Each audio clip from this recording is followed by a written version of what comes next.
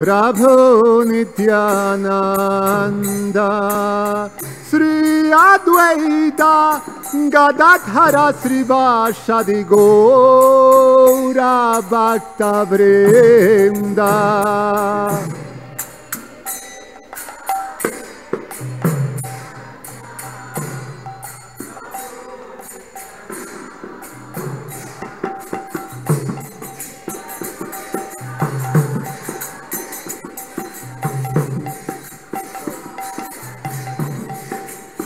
Jaya Gaura Bhakta Vrinda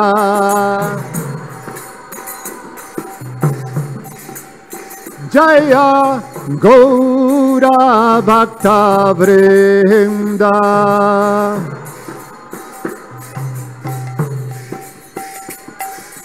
Hare Krishna Hare Krishna Krishna Krishna Hare Hare Hare Rama Hare Rama Rama Rama Hare Hare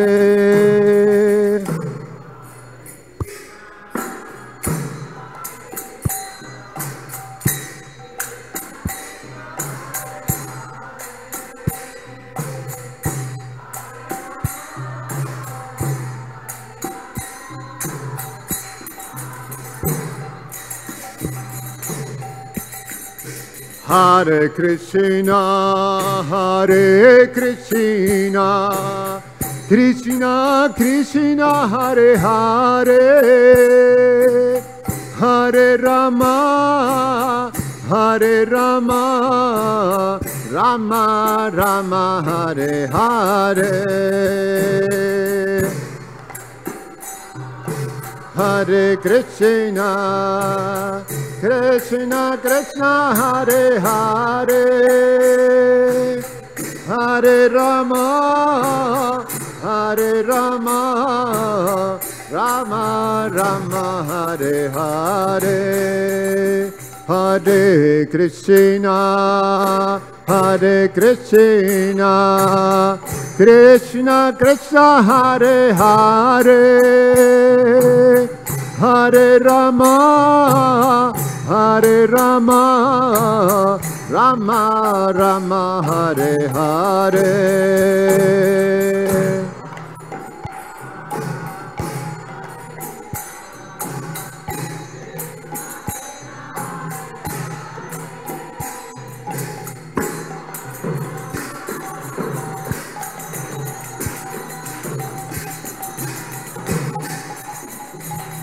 Hey! Hare Krishna, Hare Krishna, Krishna Krishna, Hare Hare, Hare Rama, Hare Rama, Rama Rama, Hare Hare. Hare Krishna, Krishna Krishna Hare Hare, Hare Rama, Hare Rama, Rama Rama Hare Hare. Hare Krishna, Hare Krishna, Krishna Krishna Hare Hare, Hare Rama, Hare Rama, Rama Rama Hare Hare.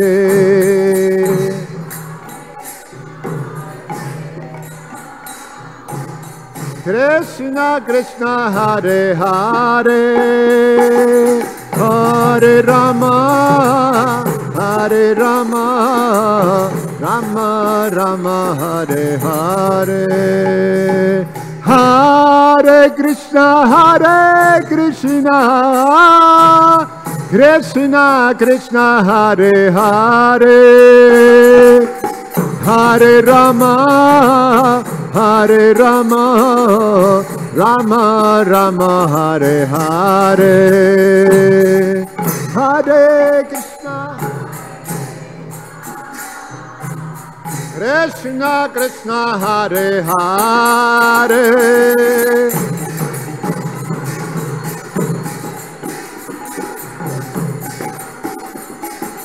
Hare Krishna Krishna Krishna Hare Hare Hare Rama Rama Rama Hare Hare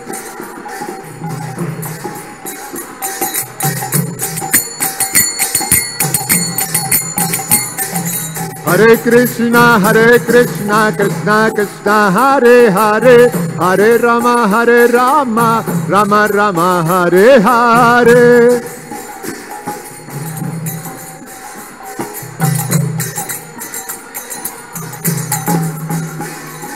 Hare Krishna Krishna Krishna Hare Hare Hare Rama Rama Rama Hare Hare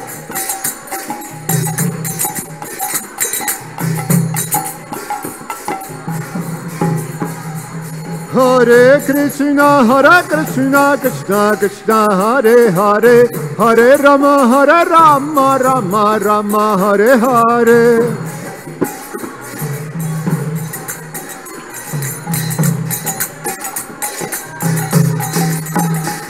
Hare Krishna Krishna Krishna Hare Hare Hare Rama Rama Rama Hare Hare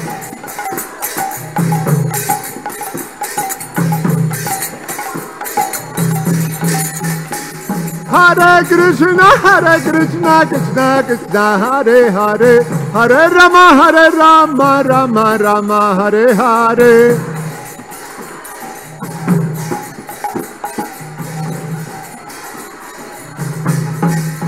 Jaya Kishor Kishori Jaya Kishor Kishori Jaya Kishor Kishori Jaya Kishor Kishori Jaya Kishor Kishori Jaya Kishor Kishori Jaya Kishor Kishori Jaya Kishor Kishori Jaya Jagannatha Jaya Jagannatha Jaya Baladeva Jaya Subhadra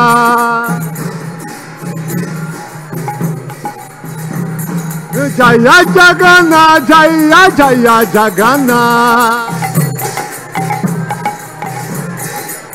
Jaya Jaya Baladeva Jaya Subhadra Jaya Gauranitai Jaya Gauranitai Jaya Gauranitai Jaya Gauranitai Jaya Gauranitai Jaya Gauranitai Jaya Gauranitai Jaya Gauranitai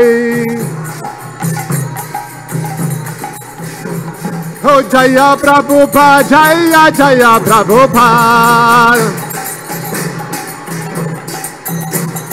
Jaya Prabhupada Jaya Jaya Prabhupada Jaya Prabhupada Jaya Prabhupada Prabhupada Jaya Prabhupada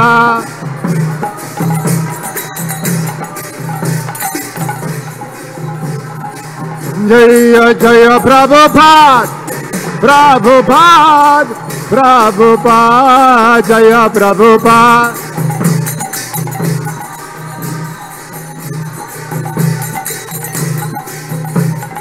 Nithai Gaura Hari Bol Hari Bol Hari Bol Gaura Hari Bol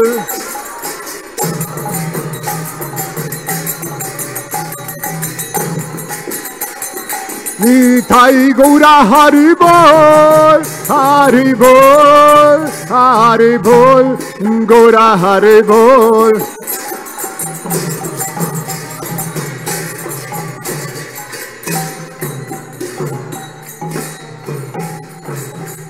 Nitai Gaura Premanande Hari Hari Bol.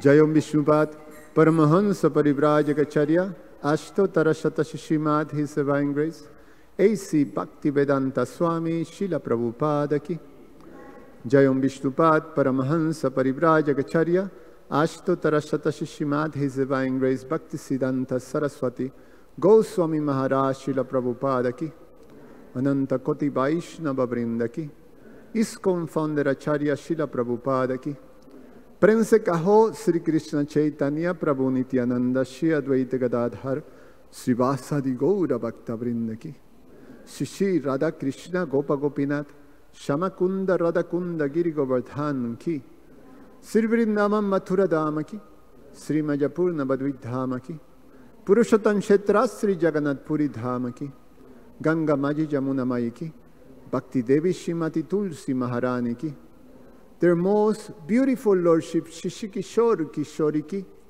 Paramakaruna Their most merciful Lordship Shishi Gauranitai Ki Their most merciful Lordship Sri Jagannath Sri Baladev Shrimati Shubhadra Maharani Ki Sri Harinam Sankirtan Jagya Ki Grantara Shrimam Bhagavatam Ki Nitai Gaura Premanandi. Oh, glories to the assembled devotees. Oh, glories to the assembled devotees. Oh, glories to the assembled devotees. Oh, glories to Shishiguru and Shiguranga. The lotus feet of our spiritual master are the only way by which can attain to pure devotional service. I bow down to his lotus feet, beget awe and reverence. By his grace one can cross the ocean of material suffering and obtain the mercy of Krishna. My only wish is to have my consciousness purified by the words emanating from his lotus mouth. Attachment to his lotus feet is a perfection that fulfills all desires. He opened my darkened eyes and filled my heart with transcendental knowledge. He is my Lord, birth after birth. From him ecstatic prema emanates. By him ignorance is destroyed. The Vedic scriptures sing of his character. Our spiritual master is the ocean of mercy, the friend of the poor and Lord and master of the devotees. O Master, be merciful unto us. Give us a share of your lotus feet. Your fame is spread all over the three worlds. We take shelter of your lotus feet. His divine grace, A.C. Bhaktivedanta Swami Srila Prabhupada Ki Jai.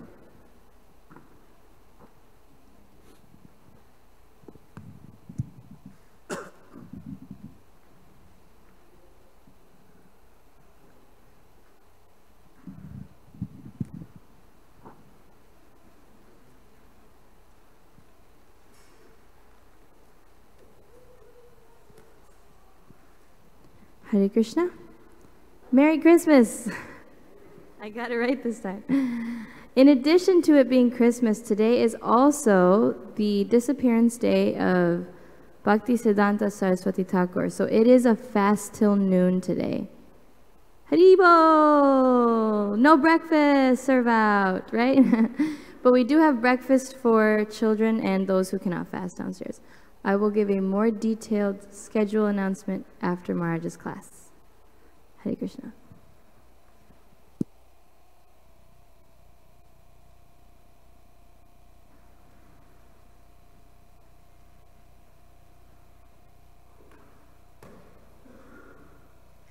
I don't need it. Don't need it. Don't need it. Thank you.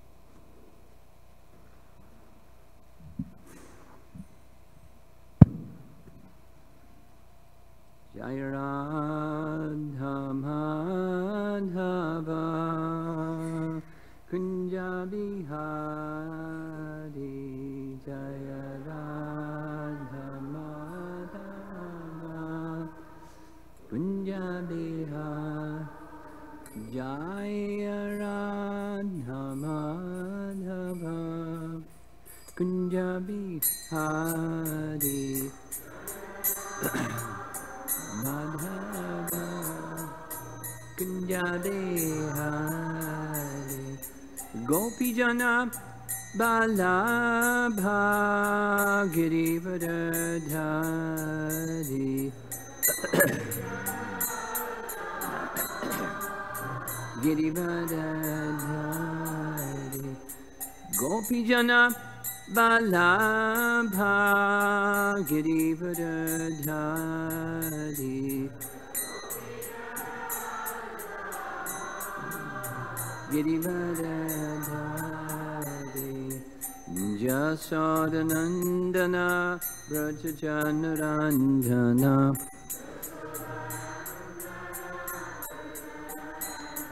Jasodanandana Brajajanaranjana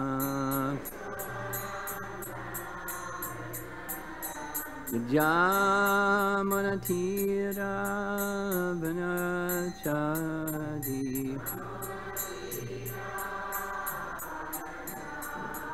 Jamanatira Vanachadi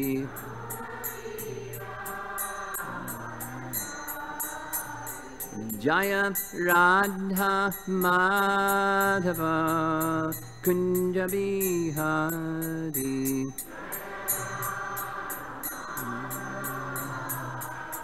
Kunja Jaya Radha Madhava Kunja Bihari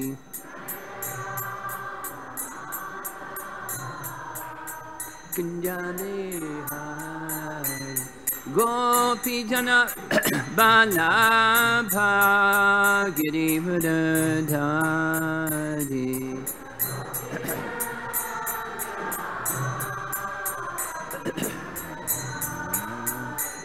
Gopi Jana Balabha Girivardhari Girivardhari Jasodanandana Brajajanaranjana Jasodanandana Brajajanaranjana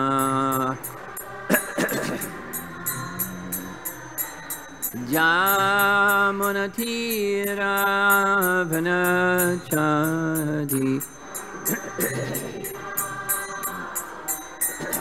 Jamunatira Vanachadi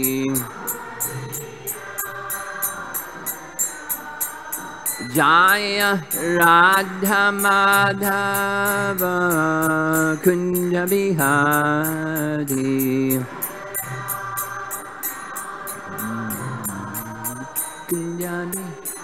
Jaya Radha Madhava Kunja Bihari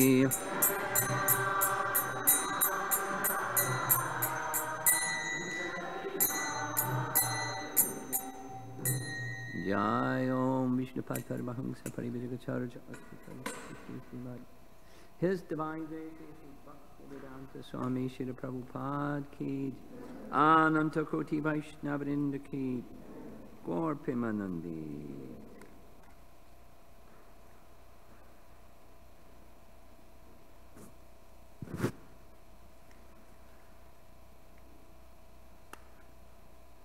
When the schedule was made, first of all, compliments to our technology team. Fantastic job.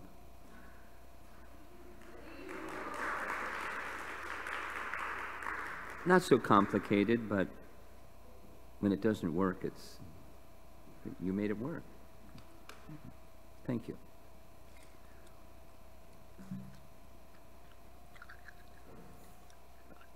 When the schedule was made, I was not aware until actually this morning that today is Bhaktisiddhanta Saraswati Thakur's disappearance day.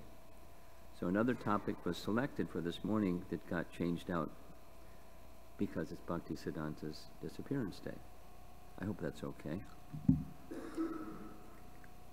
And the theme fits in very nicely with Bhaktisiddhanta's disappearance day. Utilizing, actually I like better, engaging with prayer to deepen our bhakti.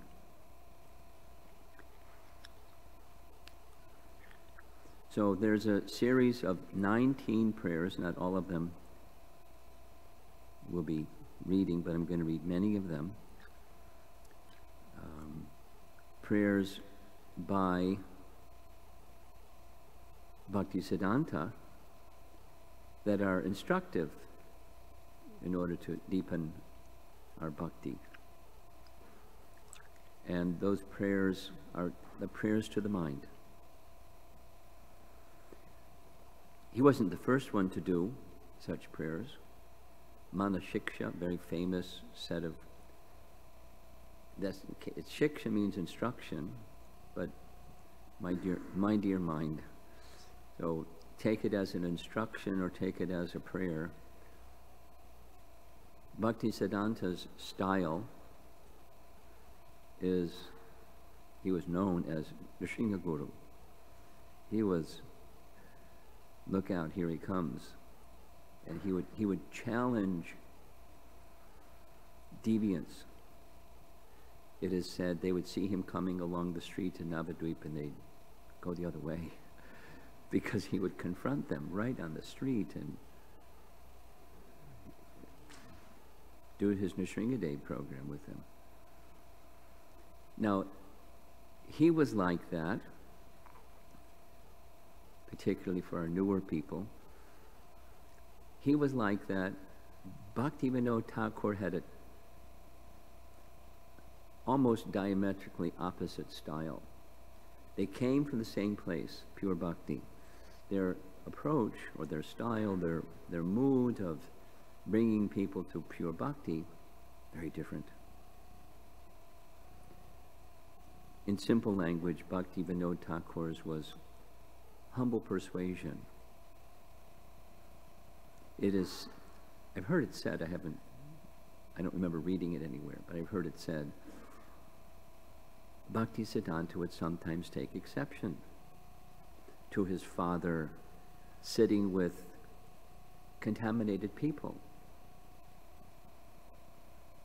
and not flattering them, but humble persuasion and bringing them to Shuddha Bhakti. And Bhaktisiddhanta, how can you sit with these people? Let them have it. Now, at the same time, Bhaktisiddhanta, just like an example, he had utmost regard for his father as a pure devotee, not just dad, but as a pure representative of Krishna. There's this little example of that. Who was Bhaktivinoda Thakur's spiritual Diksha Guru? Bipin Bihari. So one time, the description goes, both Bhaktivinoda Thakur and Bhaktisiddhanta went to pay a visit to Bipin Bihari. And when Bhaktivinoda Thakur, being a Shiksha disciple, a Diksha disciple of Bipin Bihari, when he came before his Diksha Guru, he paid obeisances and then offered words of appropriate appreciation and so forth. And then some exchanges. Some circumstance called for Bhaktivinoda to leave the room for a bit, and as soon as he left the room, Bhaktisiddhanta let Bipin Bihari Goswami have it. What kind of arrogance person are you? You have no understanding of the exalted nature of Bhaktivinoda Thakur. He is a resident of Vaikuntha, and you're sitting there letting him pay obeisances. Your heart is, rah, rah, rah, rah. Bhaktivinoda Thakur returned. Bipin Bihari didn't say anything about what he had just experienced. But later, he expressed to Bhaktivinoda Thakur privately, your son, he's fierce.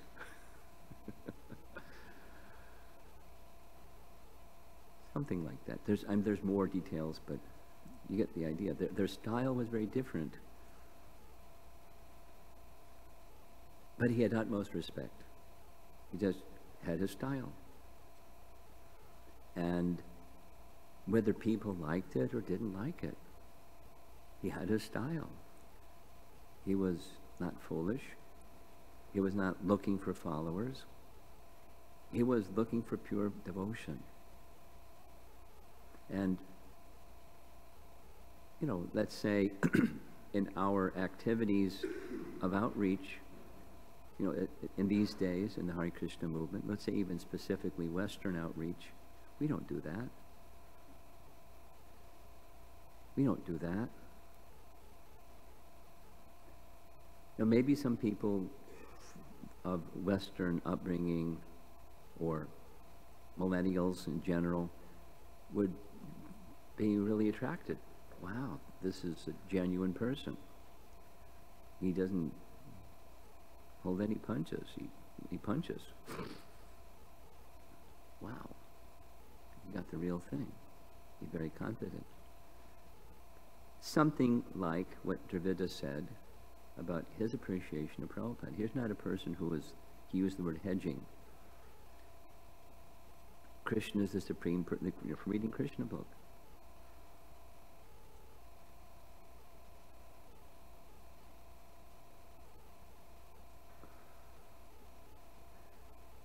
Just a little on the Krishna book.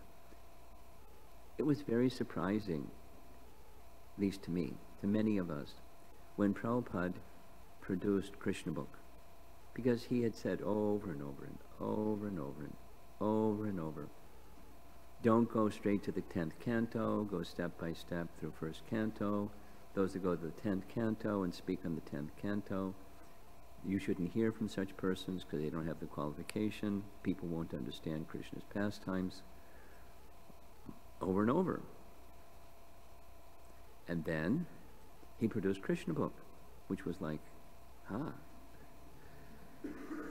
And then the explanation, you know, privately was given, I don't know how long I will live, and when people become aware of Krishna Bhakti, unscrupulous people will go to the 10th canto and do their unscrupulous thing. So I want, as an acharya, I want to provide people in the world with an understanding of Krishna as he is. And so the chapters of Krishna book follow by number the chapters of Srimad Bhagavatam Canto 10. But he wrote in such a way that even worldly people that don't know anything about Krishna can get a proper picture of Krishna. That was his expressed intention, and that's what he did. And like we heard Dravida say, when he read, it was, you know, he didn't hedge. Or, you know, his intensity wasn't like that of Bhaktisiddhanta, but he didn't hedge. He just had his style. Prabhupada once said, I'm some 80% more lenient to my Guru Maharaj, some large number.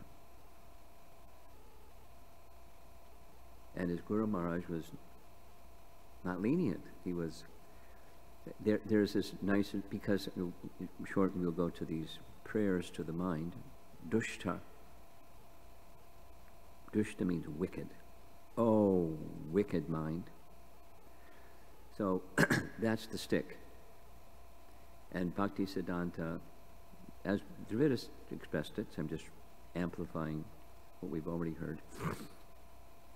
Essential, this is the Sunday lecture, it's necessary to have the mind go to Krishna, whatever the yoga system is. Prabhupada writes it in Bhagavad Gita purports. It's whatever the yoga system is, this one, that one, what the mind does is essential. Say it negatively. If you don't control the mind, you can't be a yogi. Say it positively. Control of the mind is essential in any yoga system. And for the mind to be controlled, it has to be pure. Say it negatively. If the mind is not pure, you're not going to be able to control the mind. For the mind to be controlled, it has to be pure. And so Bhaktisiddhanta gave instruction. How do you control the mind? He said different things at different times, but on one occasion he said, there's two options. Stick or neglect. and it works. You know, it's not literally you take a stick and bang your top of your head. You know, the broomstick at night and the shoe in the morning, or the other way around. Beat the mind 10 times. It's metaphorical, not literal. But confront the mind. Discipline the mind. Discipline the mind. And then the other is starvation. You know, Prabhupada would explain, like taming a tiger. You capture a tiger and you starve the tiger. And he's like, after some time, he has no strength.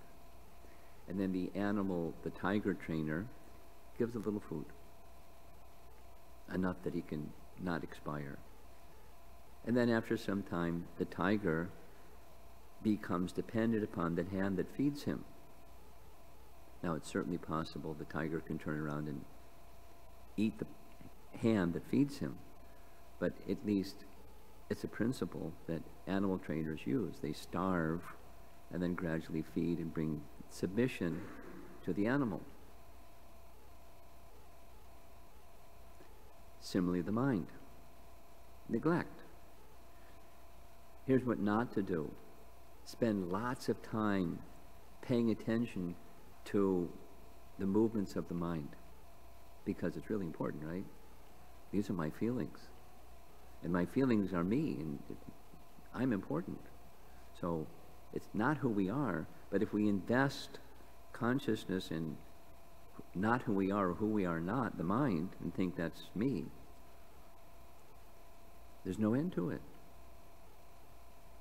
Not only today, but lifetime after lifetime. It's what keeps the world going round. The mind. So it's really important to control the mind. And a method of Bhaktisiddhanta is the stick, or neglect. There's other teachings, but that's one of them. I'm mentioning it because it came up in Dravida's class, and it's on our theme, prayers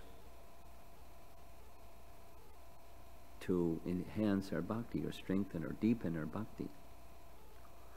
Dushtamana.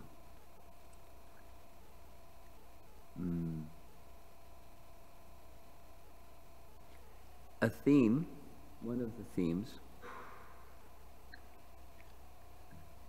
in Bhaktisiddhanta's, these prayers you're going to hear shortly, is reprimanding the mind's tendency to seek reputation, worldly reputation, in either this way or that way. Worldly reputation of having, like the word that Christina used yesterday, abundance. I have these opulences that come from piety, and look at my opulence. And prideful of having that opulence, it takes one away from bhakti. Or over on that side, negation. And apparently, during Bhaktisiddhanta's time, there was a proliferation of people who were imitation people. They weren't really qualified, but they were seeking public recognition for being qualified when they were cheaters.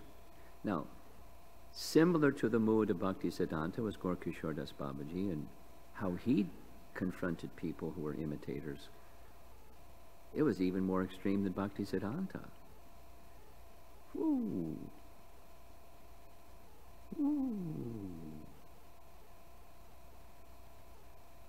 And Gaura Das Babaji was the initiating guru of Bhaktisiddhanta. So they had a similar mood. Both of them had utmost regard for Bhaktivinoda, whose mood was quite different. No problem, different mood, different style. But purity, that's the essential. So a theme in these Dushtamana prayers to the mind is the mind seeking worldly reputation. And in these two different categories. So if you recall yesterday morning, the verse spoken by Krishna to Uddhava, the candidate for pure devotion is one who is not too much inclined this way and not too much inclined that way. You remember? For indulging in the temporary or dismissing the temporary with the intention of becoming liberated, becoming a worldly enjoyer, but not too much, not so. It's right in his prayers. Bhaktisiddhanta, I'll point it out as we go along. It's in one of these, it's 19 prayers. We're not going to read all of them. But specifically, not too much and not too much.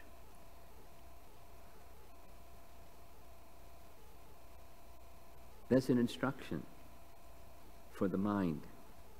So it's Bhaktisiddhanta instructing his mind, but we can instruct our mind, and not too much and not too much. Or, as is the message of Krishna to Uddhava, 11th canto, chapter 20, we read yesterday morning, there's similarly Rupa Goswami, who's giving the teachings of Chaitanya Mahaprabhu, that taught Yukta Vairagya. It's right in his prayers. I'm doing a preview of his prayers, and we'll touch on it again when we read his prayer. Yukta Vairagya. Rupa Goswami has these two prayers about renunciation or detachment. Back up. Bhaktivinoda Thakur, Sarvabhauma Bhattacharya, great devotee of Lord Chaitanya, contemporary of Lord Chaitanya, vastly learned, wrote one verse, wrote two verses that are quoted in Chaitanya Charitamrita by Krishnadas, expressing Lord Chaitanya taught, the teachings of Lord Chaitanya are Jnana Vairagya. Rupa Goswami put it Yukta Vairagya. So, Jnana that's matured is not just theoretical, it's seeing things in relation to Krishna. And a false renunciation is Hari Sambandha Vastuna, those things that are Sambandha in relation with Hari, Mumukshubhi Prityago, you reject them. Palgu Vairagya, false renunciation. It's in these prayers. That's the Dushtamana. Don't do that. Why would somebody do that? Well, they want liberation, or they want public appreciation of being like the Goswamis, being, most elevated. Some people, apparently at that time, followers of Lord Chaitanya, not followers of Lord Chaitanya, wanting public acclaim, not having the qualification, presenting themselves as if they have qualification. You know the profile, long beard, saffron cloth. I'm a renunciate. It's all over. And that's not, Prabhupada's teaching is that's not the standard. That's not what Krishna says in Bhagavad Gita. What Krishna says in Bhagavad Gita is the quality and the activity, both, guna and karma. Then someone can be considered whatever they are to be considered, whatever their position in the world is. The four varnas, Brahman, Kshatriya, Vaishya, Shudra, it's not birth, or it's not how you dress. It's quality and activity. If one has the quality and performs according to that quality, that person is in this position. So the sadhu, the person who is to be honored, is the Vaishnava who engages everything in Krishna's service. That's the Yukta Vairagya, which is right in his prayer. So he's taking the teaching of Lord Chaitanya, which we know through Rupa Goswami, which is found in Srimad Bhagavatam, and putting it in prayer. I'll just repeat something because I think there's some devotees in our audience that weren't with us. The first evening, our first class that I spoke, I learned something in the very beginning, like the first week of living in a temple. If you want to write poetry or prayer, first enter deeply into the prayers of pure devotees. So you know this is a very nice way, a suitable, proper way of offering poems or prayers, rather than the creative method. Now, there's no harm. Be creative and offer prayers. You can't, it's not like that's wrong. But you'll become more benefited and more elevated by this method. We're going to hear prayers of Bhaktisiddhanta that are just mirroring all these other previous personalities in his own mood, naturally, because he is who he is, the Sringa Guru, with admonishing the mind. And his style was he wouldn't just admonish his mind, he'd admonish anybody's mind, and particularly his followers, because he was such a elevated person. It was hard to understand him. So he attracted people that had intellects that were exceptional. And what happens when you have somebody with exceptional intellect? Generally speaking, they're proud. Dushtamana. He was helping those followers of his and anybody that had anything to do with him, even the ones that ran across the street. Control the mind. Avoid the pitfall of seeking worldly distinction. Live in this position that's advised by Krishna to Uddhava. Not too much and not too much. Not reject it. Not indulge. As appropriate. In Rupa Goswami's teaching, I find it fascinating. Anasaktasya vishayan yatarham upayunjitaha. Anasaktasya means without attachment. Vishaya means sense enjoyment. Right in Bhagavad Gita. Vishaya vinivartante niraharasya dehinam. Vishaya means sense enjoyment. Without attachment to sense enjoyment, yatarham upayunjitaha, according to suitability. Now,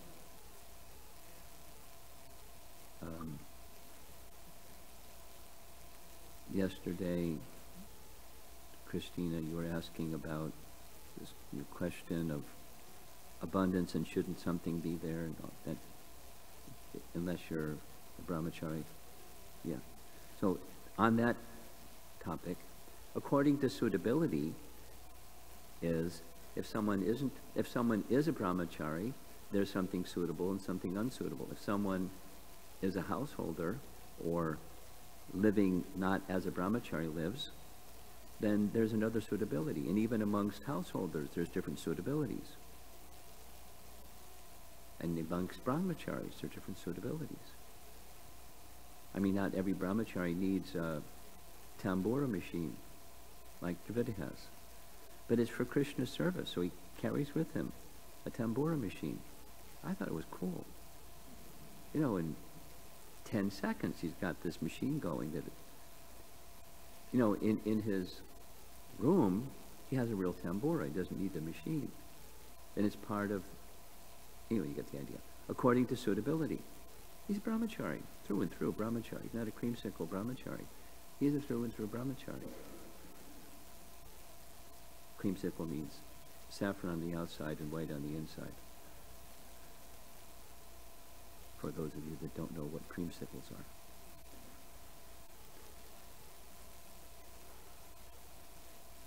So according to suitability, even within an ashram, from person to person.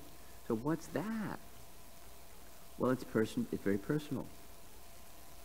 And each of us has to be self-honest and appreciate what's suitable. It's right in his prayer. Let's go.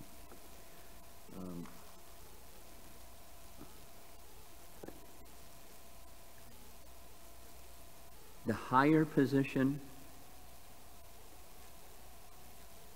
Prabhupada would speak on this often, so I'll follow him.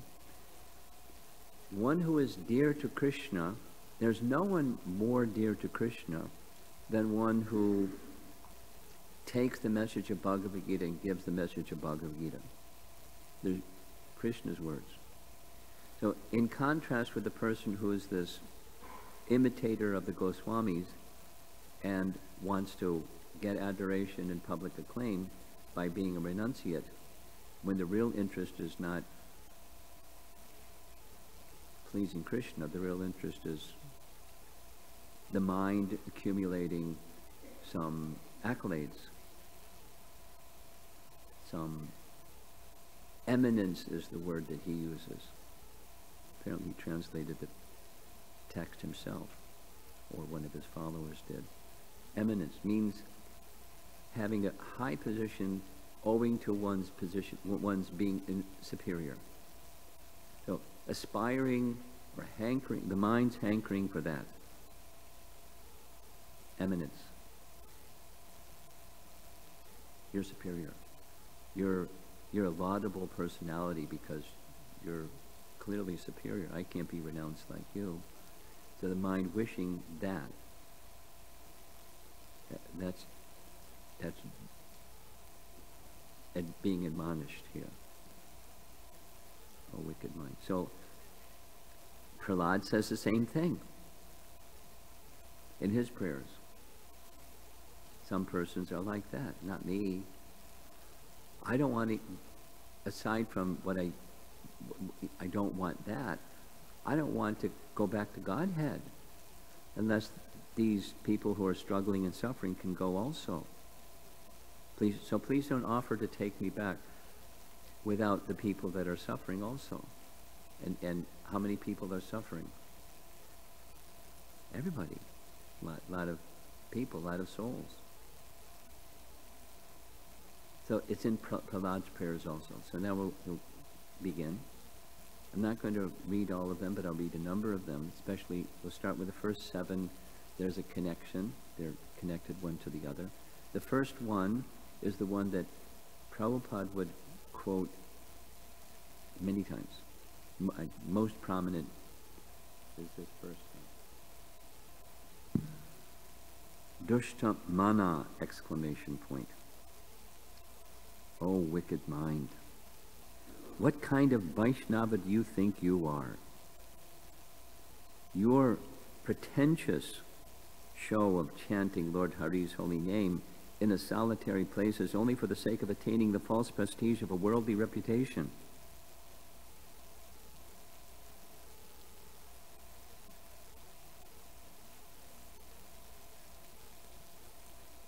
It is nothing but pure hypocrisy.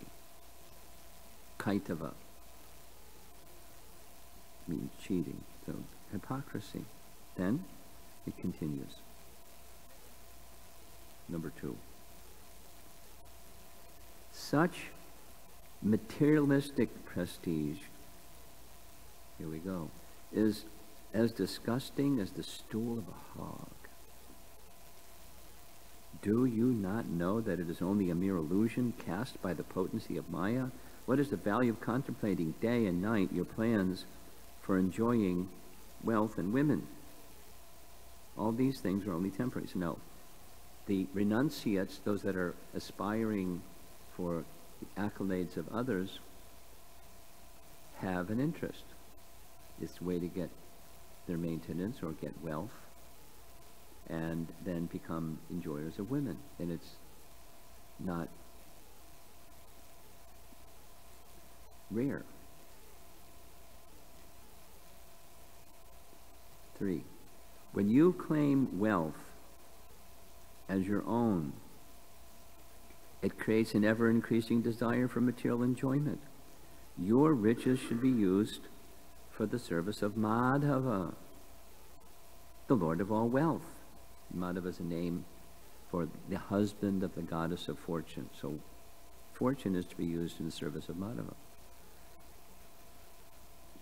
Neither is it your proper place to indulge in lust for women, whose only true proprietor is Yadava.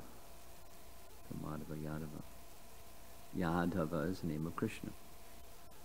So all living entities, whether in the body of a man or a woman, they're to be enjoyed by the Supreme Enjoyer, the Purusha. And we're Prakriti to be enjoyed. So coveting, desiring enjoyment of Krishna's enjoyment,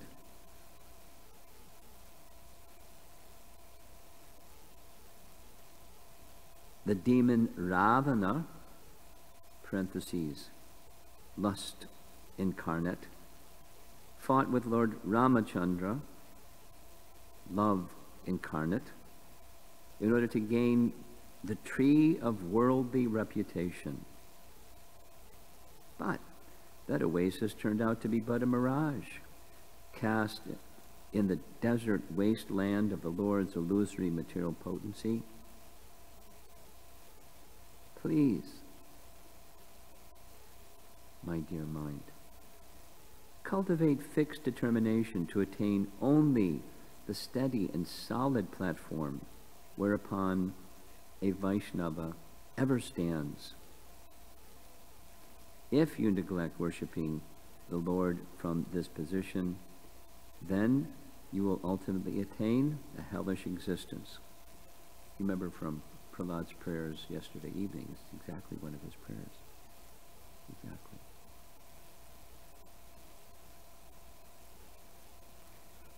Why, number 5, why do you needlessly suffer the torment of blaspheming the devotees of Lord Hari, attempting to achieve their eminence,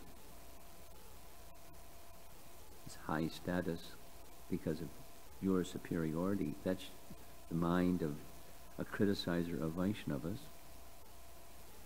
thereby only proving your own fruitless foolishness. The desire for spiritual eminence is fulfilled when one becomes a devotee of the Lord. For eternal fame automatically follows the heels of a Vaishnava. And that fame is never to be considered a temporary worldly opulence. There's this nice saying Prabhupada would quote. It's specific to Madhavendra Puri, but a man's reputation follows him. So when Madhavendra Puri became a recipient of the mercy of his deity Gopal and then the mercy of Gopinath, he immediately left Ramuna, thinking as soon as people hear that Gopinath stole a pot of sweet rice from me, everyone is going to go, wow. So he left before anyone could do the wow. And he went straight to Puri to complete his mission for his deity, Gopal. But when he got to Puri, they already knew. Hey, you're this.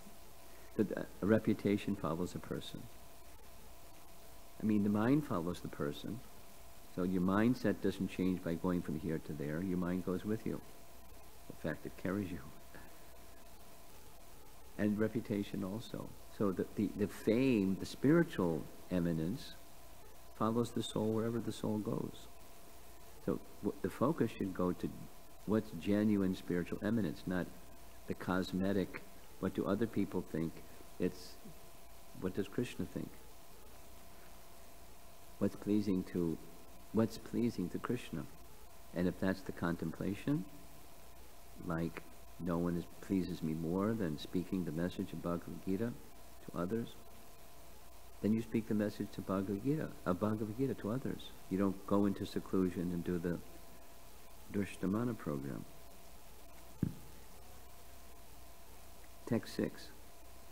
The relationship between a devotee and Lord Hari is devoid of even a trace of worldly illusion. We heard this from Prahlad also. It has nothing to do with the materialistic cheating propensity. Here comes some strong language again. The prestige of so-called popularity in the material realm is compared to a treacherous dog-eating witch. And the attempt to live in solitude, to supposedly engage in unalloyed bhajan, is compared to an entangling network of distraction. Please know that anyone striving in either of these ways verily lives in the hell of Maya's illusion. You've got to stick. Correcting the mind.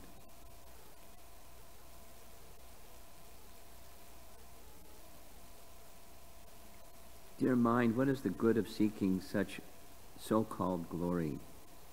I will always remind you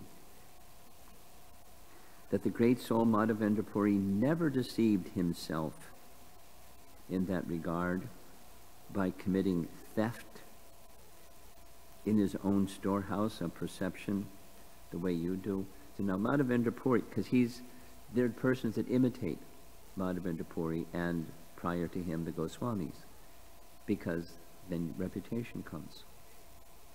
He never deceived himself. He was in this topmost position. During his life, he lived in a certain way. In Bhakti Vinod Thakur, during his life, he lived in a certain way.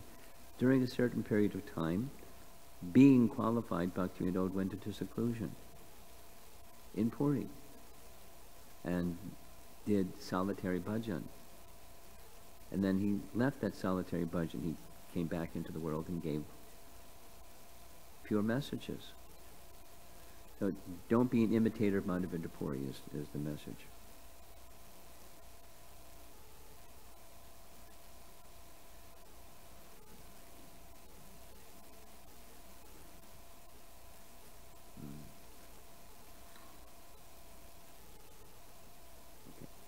Now, we're going to text 10. Do not forget for a moment, my dear mind, the two most valuable concepts that Lord Chaitanya taught. One, the principle of dry, apparent renunciation as opposed to real, appropriate renunciation. That's the Yukta Vairagya principle. We'll hear it next. Not dry renunciation, to the principle of a soul being trapped in the bondage of matter as opposed to the soul who is liberated.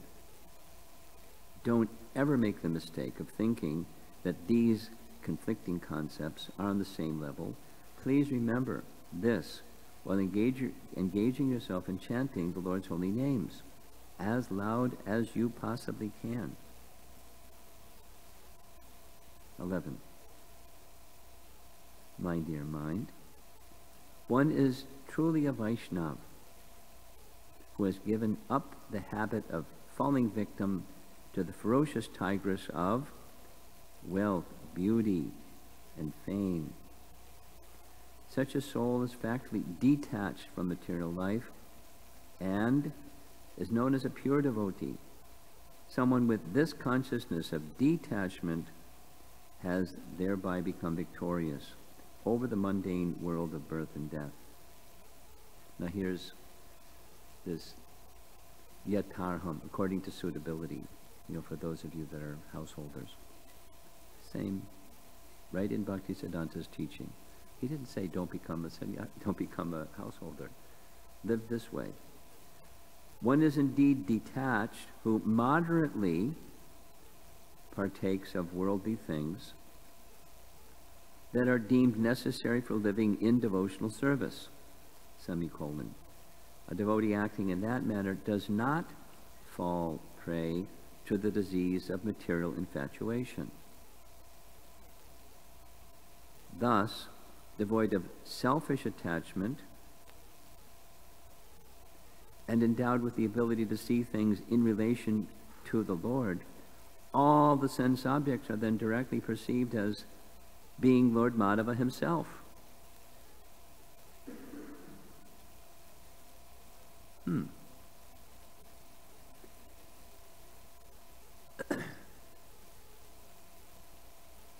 Maybe 5 times I've heard Rabindra Swarup Prabhu speak on the following. As a PhD student at Temple University in Philadelphia, he heard Prabhupada say, and pondered on it, and pondered on it, and pondered on it, and discussed the results of his pondering on it. Prabhupada said, a devotee, when he sees a tree, he doesn't see the tree only, he sees Krishna there. So I'm looking out the window, and there's that big tree. And I don't see Krishna, I see a tree. So what does Prabhupada see? What's he expressing? It's here. In Path of Perfection, Prabhupada explains exactly what he meant. Little paragraph. You see the tree, but you see the tree as Krishna's, and when you see the tree as Krishna's, you see Krishna. That's if you have some affection and attachment for Krishna. Prabhupada would give this example. Sometimes parents keep little baby shoes from their child when the child's a little baby. And then later, as the child has grown up, they see the little baby shoes and they see their little baby, because seeing the shoes reminds them of their little baby. So in their mind's eye, they see their baby, although they're just looking at the shoe. It's not literally when they see the shoe, they see the baby. It's the mind reflecting on the object. And when there's attachment or affection, that's what you see.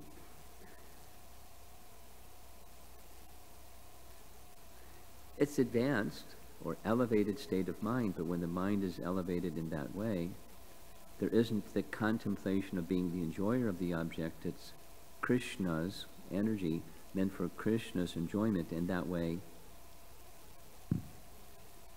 all sense objects are then directly perceived as being Lord Madhava himself.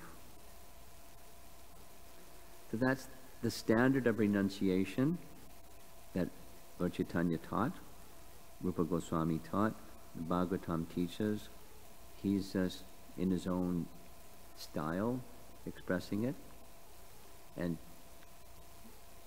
warning the mind, don't go in this direction or that direction. Because if we don't control the mind, we're not going to progress in spiritual life rapidly. We need to cleanse the mind. So cleansing the mind comes from chanting, Chaita Darpana Marjanam. And as the mind becomes cleansed through chanting, we can better understand how the mind should be oriented towards objects. And scriptural instruction is there to help us see them as the energy of Krishna, meant to be used in Krishna's service. We're not there yet. That's the notion, or the concept, that's the jnana. And to get to vijnana, or to realization, that requires bhakti. We apply the teachings in practice along with chanting.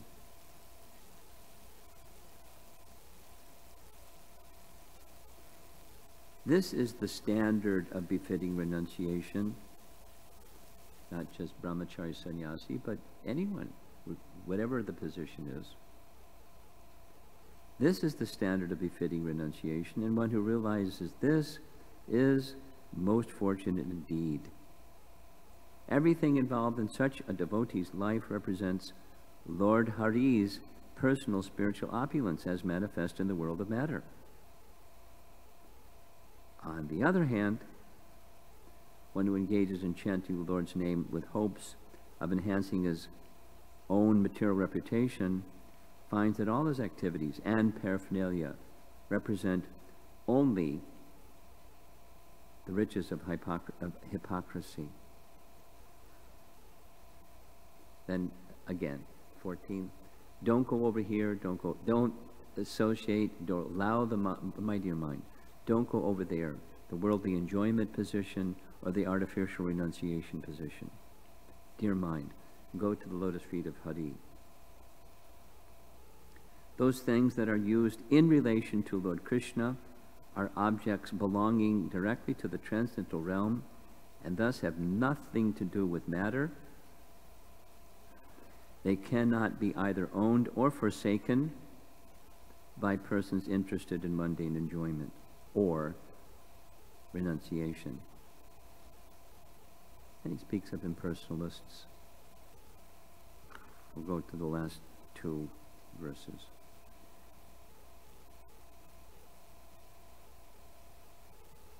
Ever engage yourself in the service of Sri Radha. This is an instruction to the mind. And keep aloof from the vicious snake of materialistic sense gratification.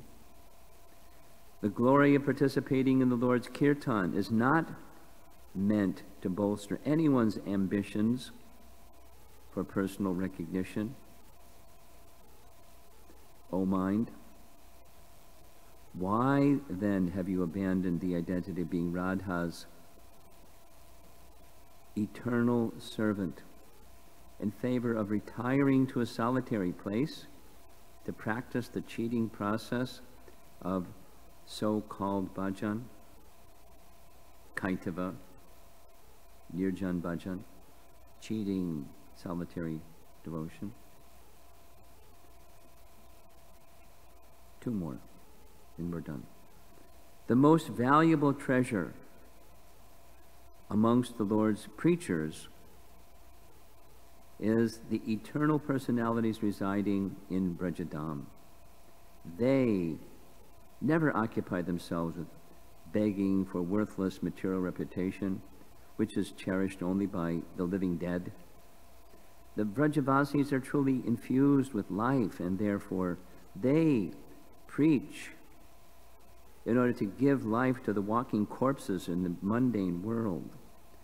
All the songs that the Brajavasis sing about the glories of Lord Krishna are devoid of any tinge of desire for fame. So he's really focused on this desire for worldly reputation. And the final verse starts Sri Dayata Das. Those are familiar with the prana mantras for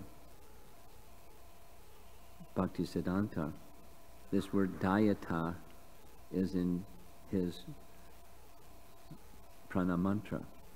So the translation he's given, or whoever, is the humble servant of Radha, the humble servant of Radha's beloved Krishna, Sri Dayata Das.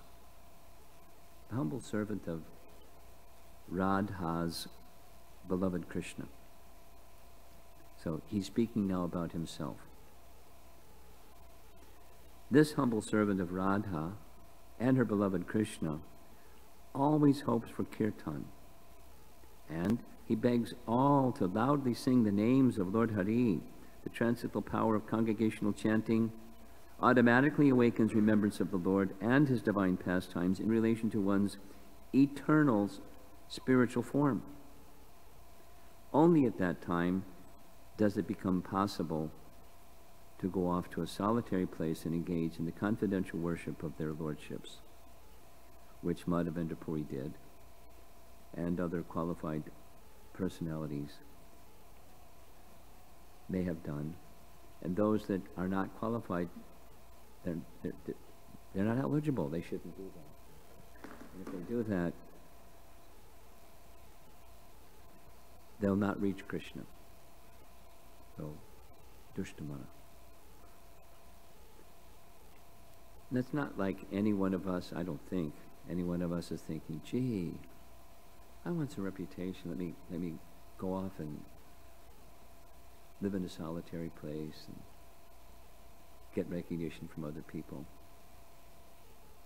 Ours is over on the other side.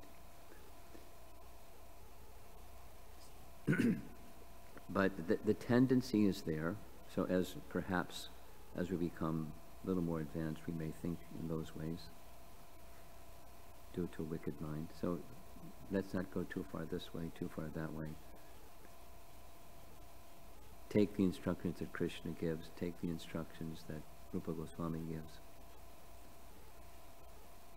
Yukta Vairagya. According to suitability.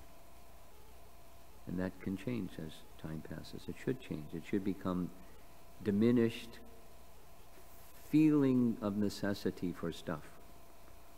In fact, we don't require, but there may be a feeling that I have necessity for stuff.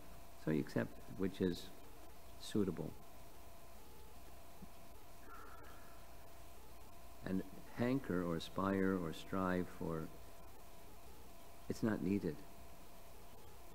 And then if you have that mood that it's not needed, it's in Prahlad's prayers. Such a person can have the opulence of Vaikuntha, and they're not disturbed.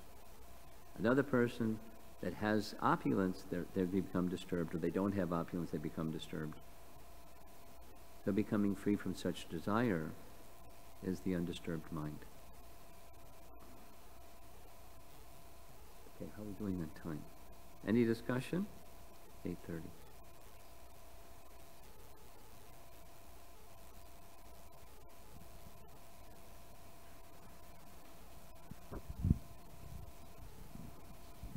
Yes.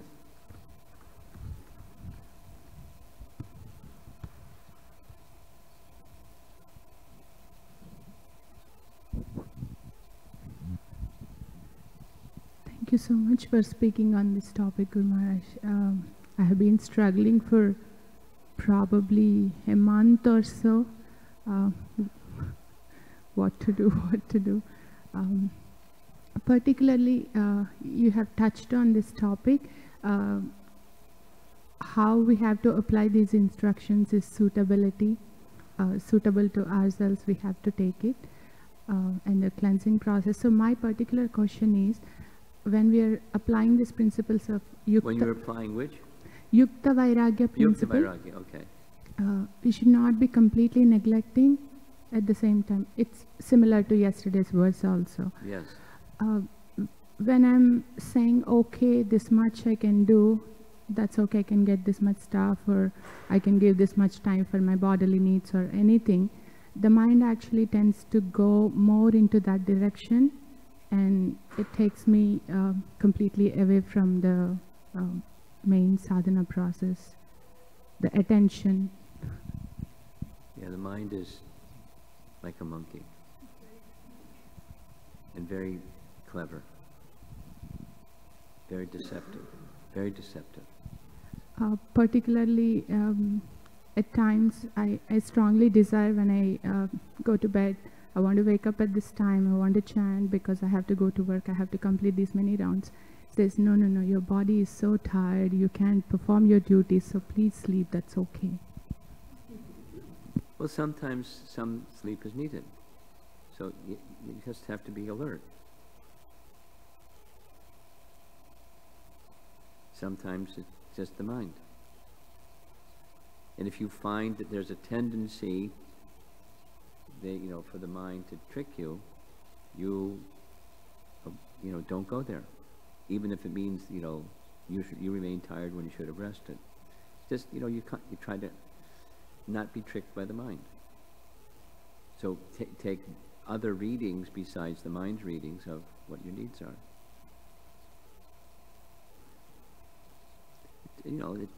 The intent, Krishna will help.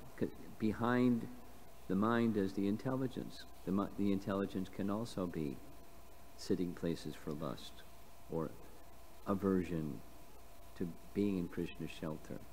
It's the, polluted intelligence, polluted mind. We can't get there without Krishna's help.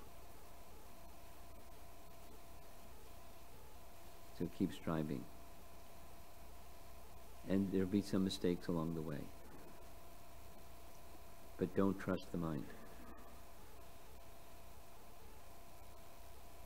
Look in some other direction besides, okay, my dear mind, you've been in charge for a long time, and you haven't done a fantastic job. So you're over there for a while, and I'll call on you when I need you. I'll call on you when I need you. Intelligence will tell you what to do, okay? And eventually, that's the starvation method.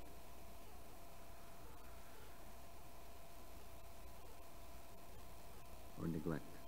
Yeah. Just to follow up, Maharaj, how do we distinguish its How mind? do you do what? How do we distinguish it is mind or it is real need? Probably assume it's your mind.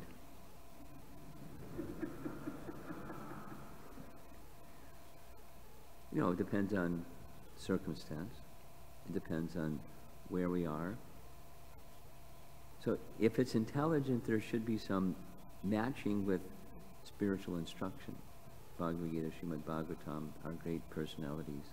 Then there's some match. There's some, like, you hold it up to that light. But largely we're ruled by the mind.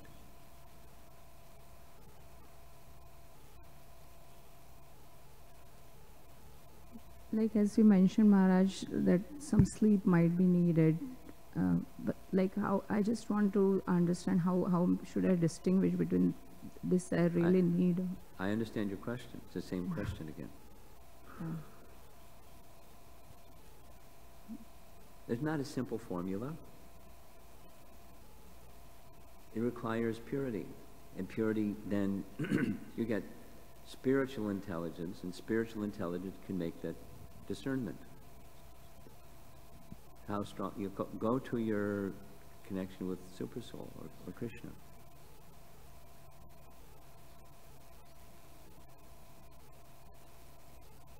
But a reasonable assumption is, at least you can say it's a mix. If not, largely it's the mind. But then you go to instructions. So become familiar with teachings, Bhagavatam, Bhagavad Gita teachings, Prabhupada's purports, and Acharya's commentaries and so forth. And then we're worshipping Krishna with our intelligence, means the intelligence becomes purified. Yes? And then we'll have the capacity to discern.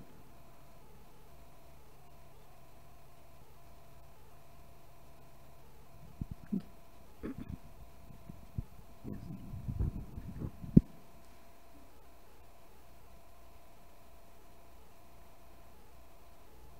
Guru Maharaj, a brief clarification question. So you were saying towards the end that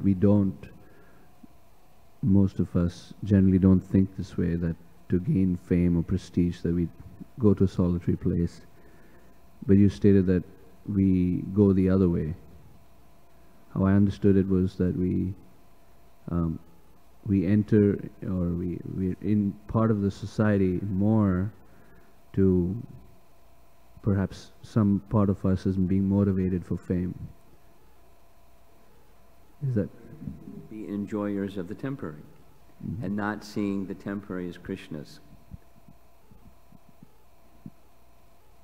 There's more of that tendency than nirjan bhajan tendency. I see.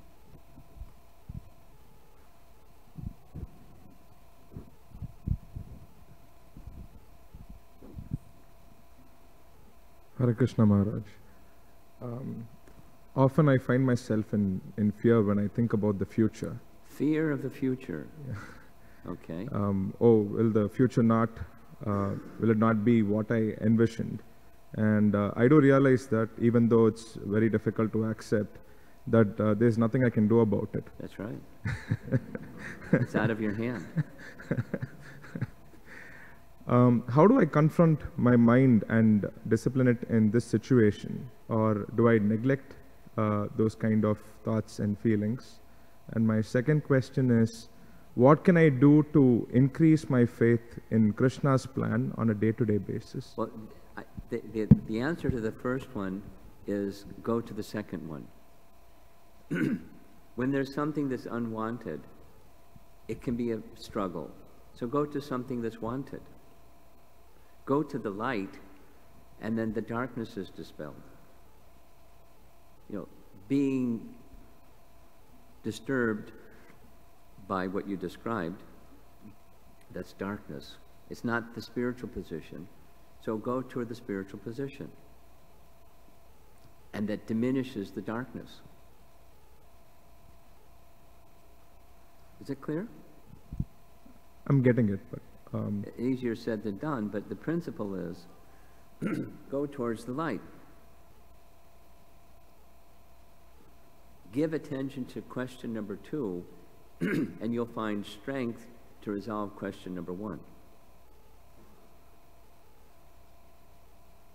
Doesn't mean like, it's over. But it's the best means of dealing, ultimately the best means. Now there can be other intermediary things that you may do to address number 1. But the best solution, finally, is the purification that comes from becoming more connected with Krishna. And then the apprehension, fear, anxiety, etc., diminishes.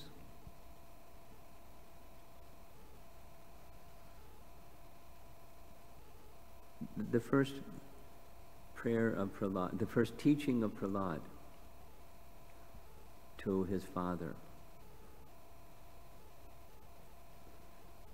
encapsulate, we discussed it.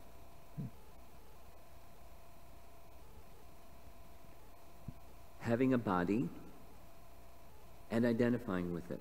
I and mine. So in your question, number 1 is the mine is my plan. And my plan is whatever it is. The driver behind my plan, I have to have a plan. I can't be planless or, no direction. I have to have goals. And I strive reasonably towards those goals with the intelligence that Krishna gives me, how to reach those goals. And the results are up to Krishna. That's reality. Simple way. Service is our department, results is Krishna's department. Don't take Krishna's position and think you're in charge of the results. That's Maya. We're not. You have to have a plan. Make a reasonable plan. And serve in the mood of serving Krishna, not the mood of reaching the goal of my plan. The goal of pleasing to Krishna. And then the results are up to Krishna.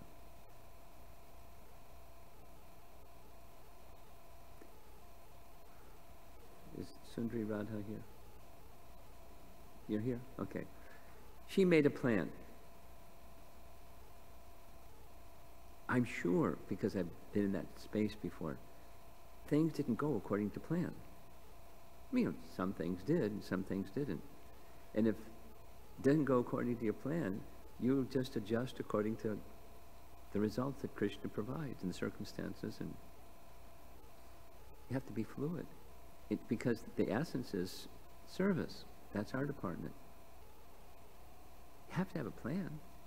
It'd be chaos if you didn't have a plan in your life or in an event like this or whatever. Have a plan.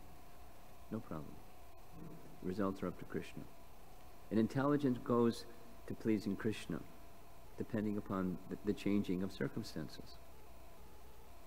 But how are you going to get there? That's question number 2. I have to have faith that Krishna is real. When I make a plan and present it, lay it at Krishna's feet, he hears me. He knows. He's real. And I'm dependent. That's reality. I'm not independent. That's illusion. Go to the reality. Now, how can I have greater faith in that reality? That's the right question. and take care of question number 1. Clearer now?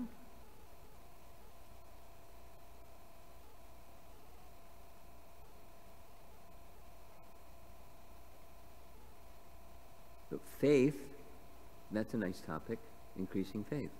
Simple because of time. Associate with those that have faith. Second,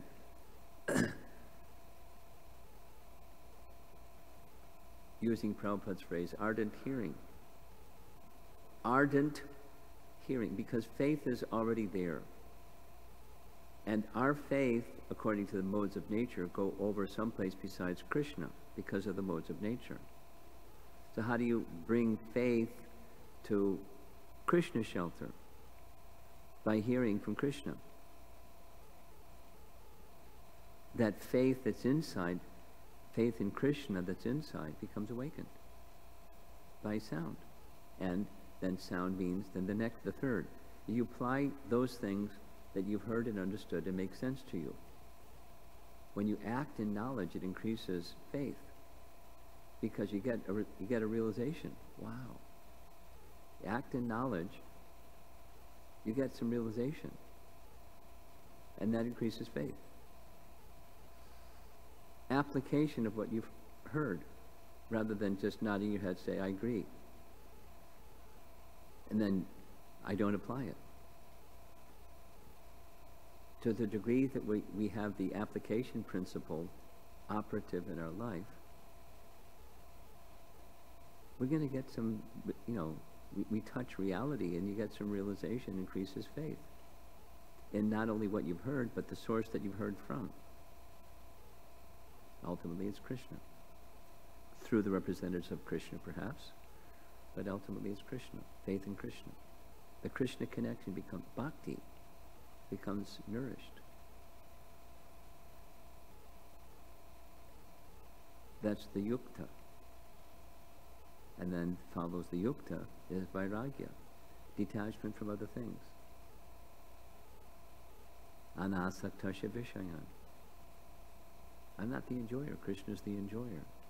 And that's the happy position. So he can engage me however he likes because he's the enjoyer. I'm the servant. I'm not there yet, therefore I have this anxiety thing going on. But let me get there. That's requires faith. And faith is nourished in the ways mentioned. It's gradual, but it's already, it's natural. It's already there. Just needs to be awakened. So those are awakening strategies or methods. You're doing those things. Keep doing those things. And not just for the purpose of I'm really uncomfortable with this anxiety space that I get in. That's negative. The positive is Krishna should be pleased. That's what's really important. So bhakti increases as that increases. That increases bhakti. The Krishna connection becomes stronger. He is to be pleased. Not his business is to please you. Your business is to please him. That's bhakti.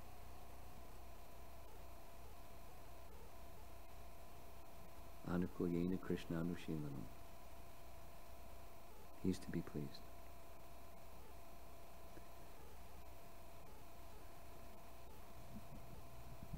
Yes, up front here. Up over here.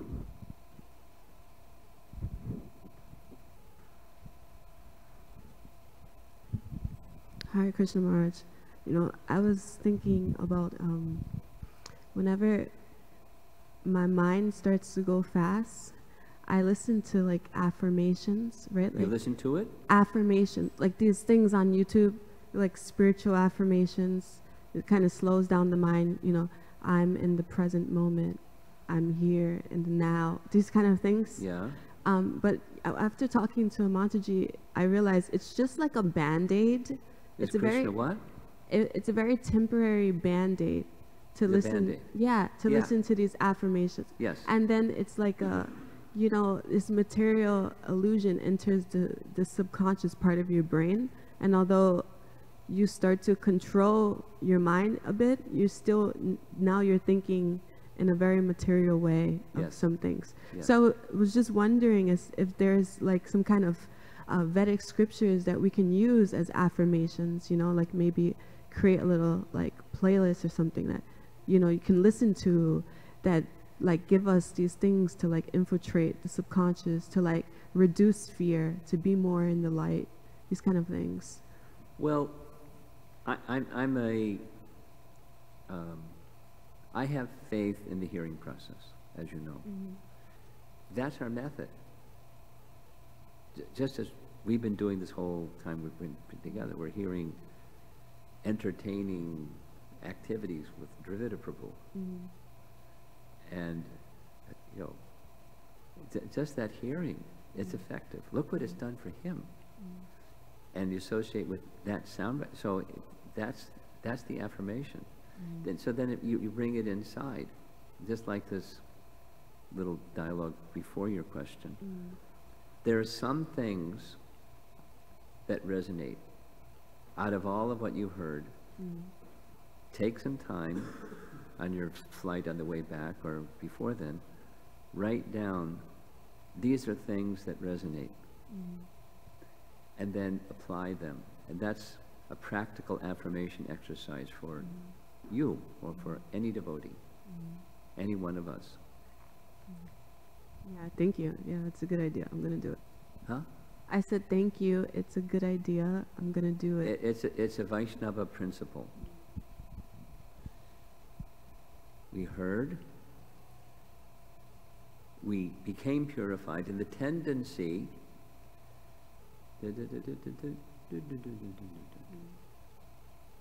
business as usual.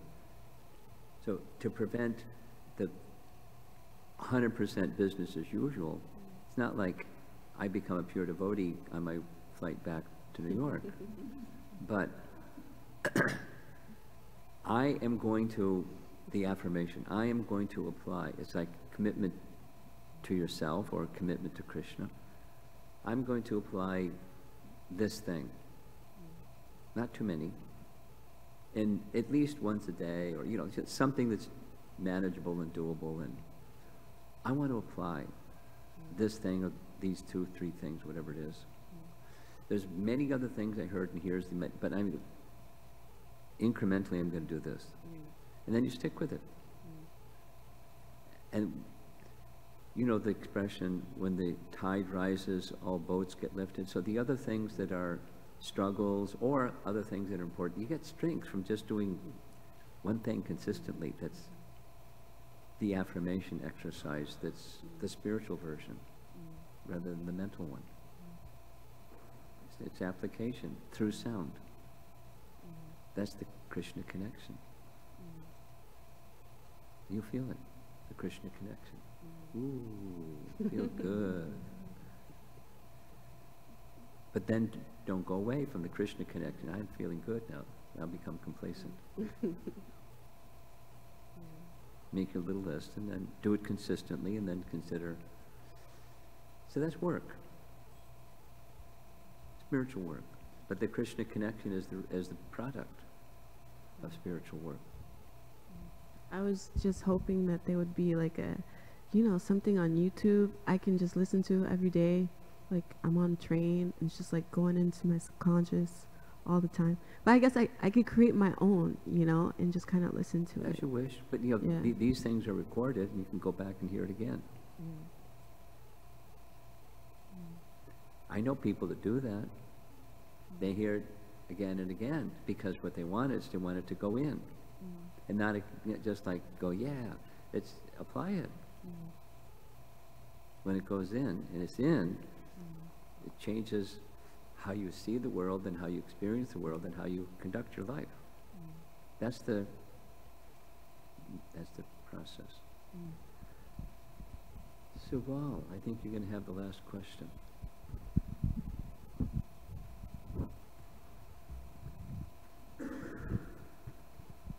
Dushtamana. Guru Maharaj. In our tradition, we see through the Vaishnavacharyas that they had this natural movement from Goshti-anandi to Bhajan-anandi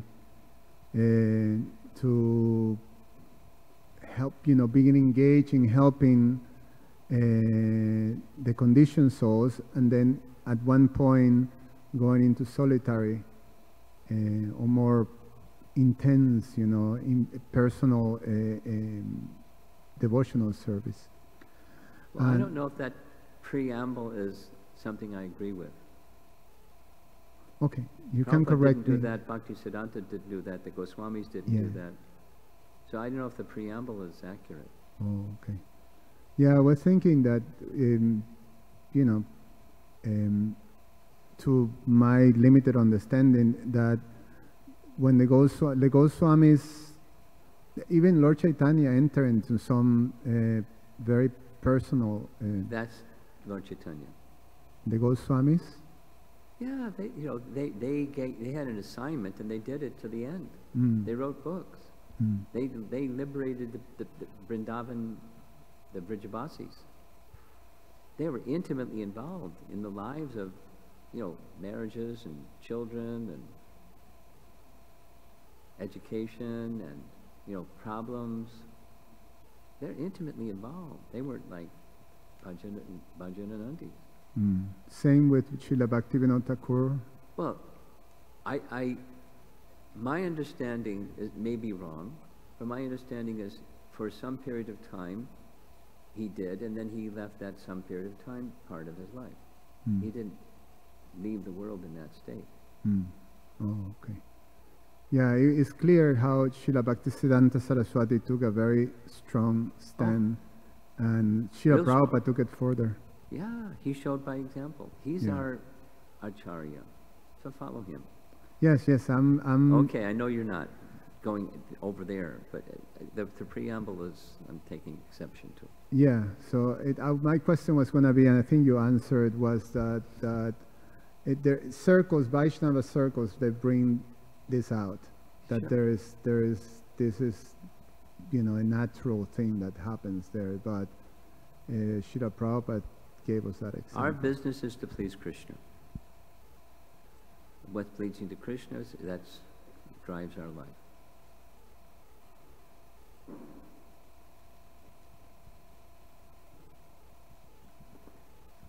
Yeah, we're done. Your announcements or your whatever it is. Okay. Sorry. Hare Krishna, everyone. I don't have a PowerPoint today, so I'm going to try to speak slow and clear. Yeah, because normally I have a backup in case you don't understand me, but now I don't, so I'm going to try my best. But I want to start out by asking, can I hear a loud Haribol if you have enjoyed and benefited from this retreat? Okay, that was great. And I saw everyone in the room say Haribol. So my next request is that if you have benefited from this retreat, you offer some donation or sponsorship so that we can continue to serve you in this way. So since everyone said Haribol, I'm going to expect to see everyone downstairs surrounding me with cash and checks and credit cards. It wasn't loud enough. We need a louder Haribol. You can't take back your Haribol now that you said it. So, okay, a couple announcements. Our schedule has changed just slightly because of the temple programs today for Bhaktisiddhanta Saraswati Thakur's appearance day. So initially we had Sangha discussions at 1 o'clock. So I was thinking we can change that to breakfast time because it's fast till noon. So if you're eating, you can eat with your Sangha group. If you're not eating, you can meet your Sangha group up here. And it's actually an excellent topic because it's appreciating each other, and it also gives you a chance to formulate questions for the session that's coming at 10 o'clock. So that gives you an opportunity to get as many questions as you can so you don't lose time in the hour that you have with Maharaj to ask him questions. So Sangha leaders, you can use this time for that. And also the appreciation circle is so nice because it gives you a chance to openly express your appreciation for one another, and allows you to take that love that you receive from the other devotees home. This is like the sweetest part of the retreat, in every retreat. Yes, sorry, I got distracted. Okay. 9 o'clock is breakfast if you want it, and Sangha discussions. 10 is question and answer with Maharaj. Yeah. And then 11:30, that goes to 11:30, that's a farewell kirtan. Yeah, so everyone can come to the temple and chant together. And then we have 12 o'clock is Pushpanjali and Arati, and then 1 o'clock will be lunch.